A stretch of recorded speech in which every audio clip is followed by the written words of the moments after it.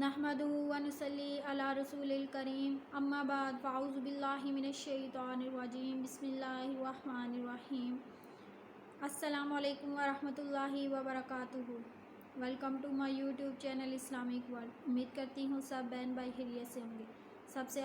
सबसे पहले आप सबसे गुजारिश है कि मेरे चैनल को लाइक शेयर और सब्सक्राइब ज़रूर कीजिएगा। जिस किसी ने भी बैरून मुल्क में अपने बच्चों को ऑनलाइन कुरान पाक की तालीम दिलानी है तो नीचे डिस्क्रिप्शन में मेरा व्हाट्सएप नंबर है, मुझसे रब्ता कर सकते हैं। आज मैं आपके सामने नमाज के फ़ायदे लाई हूँ कि अल्लाह ताला नमाज़ पढ़ने से अल्लाह ताला हमें क्या खुशखबरी देता है।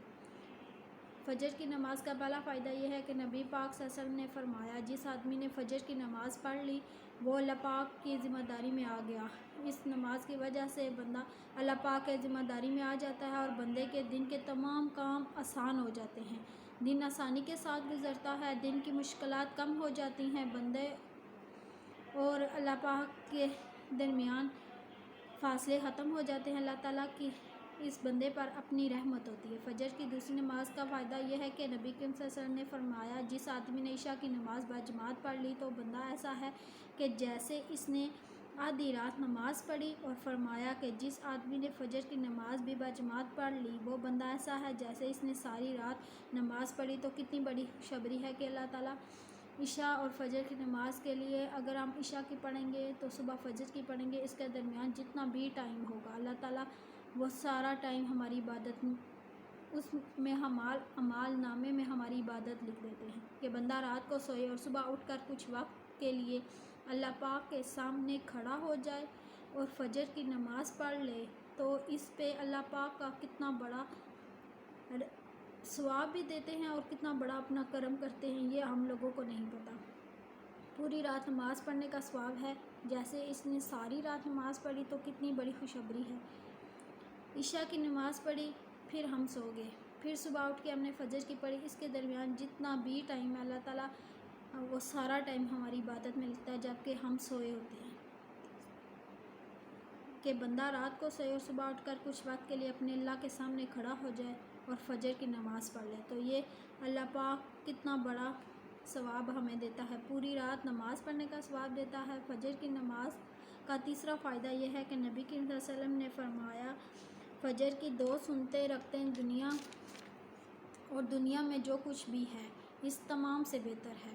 हम इस दुनिया के लिए ही नमाज को छोड़ देते हैं, लेकिन अल्लाह पाक के नबी क्या फरमा रहे हैं कि फ़जर की दो सुन्नतें रखते हैं दुनिया और दुनिया की तमाम चीज़ों से बेहतर है। तो दुनिया की क्या हैसियत कि इस दुनिया की वजह से हम नमाज छोड़ दें, क्योंकि हम ऐसा ही करते हैं। हम अपने काम काज में इतने मशगूल हो जाते हैं कि हमें नमाज का टाइम भी हो रहा तो हम कहते हैं ये काम कर लें फिर नमाज़ पढ़ेंगे, जबकि फिर नमाज का टाइम चला जाता है। इसी तरह हमारी नमाज छूटती रहती है, हम छोड़ते रहते हैं, क्योंकि हमें शैतान भी करता रहता है। वो चाहता है कि हम अल्लाह ताला की इबादत ना करें, उसने अल्लाह ताला से वादा जो किया है। फ़जर की नमाज का चौथा बड़ा फ़ायदा ये है कि अल्लाह पाक के नबी ने फरमाया, तुम्हारे पास दिन और रात के फ़रिश्ते आते हैं और ये फ़रिश्ते फ़जर और असर की नमाज़ में जमा होते हैं और फिर ये फ़रिश्ते ऊपर जाते हैं, अल्लाह पाक के पास जाते हैं।